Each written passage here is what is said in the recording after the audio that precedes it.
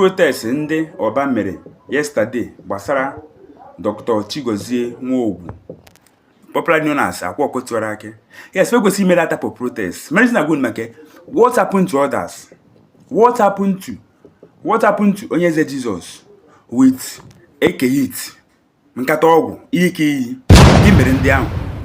Because as we accuse like this, now we can check where their case. Now their case is all the same. Okay, Governor Charles Chikuma forgive Akwa-Okotuarake, bail Akwa-Okotuarake.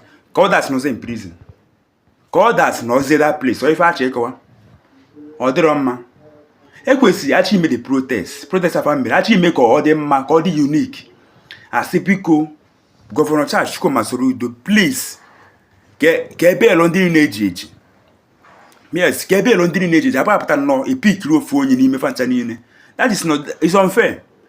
It's unfair. Okay, man, I be me to those about Fantanini or both also that person. That's what one particular one person can't be fair. I don't come against that too. But at least equity. Oto as in that protest. About Fantanini.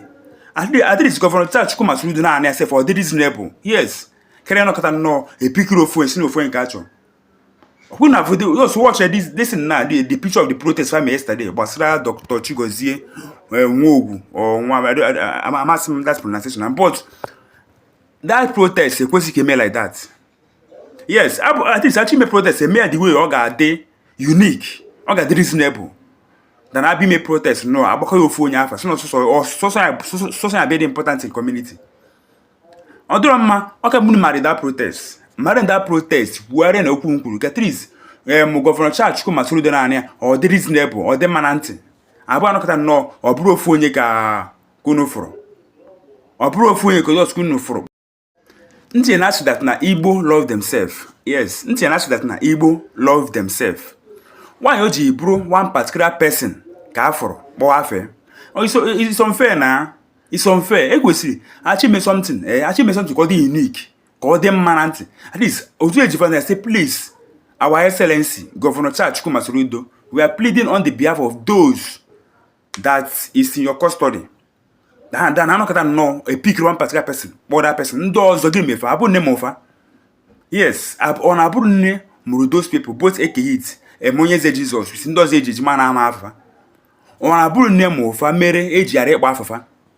Yes, that protest we yesterday, Ekwesi Maria. Abu also Dr. Chigozie Nwogu or Nwogu. Ke we say bafa. Ekwesi actually bafa manini, abafa manini or they reasonable. Then I know a peak row phone no snow fire. Okay, Ebelu said the Moyen Ghana, Ebelu Akwa-Okotuarake. What happened to others?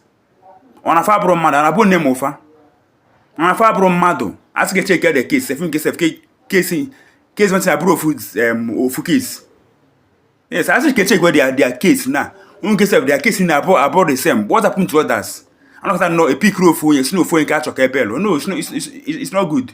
I go see that protest. Yes, I go see unchi me marry. This about money now. I want to know a peak row phone. If I prefer Motadi Rune. Thanks for watching this video, but please don't forget to subscribe to my YouTube channel. Thank you.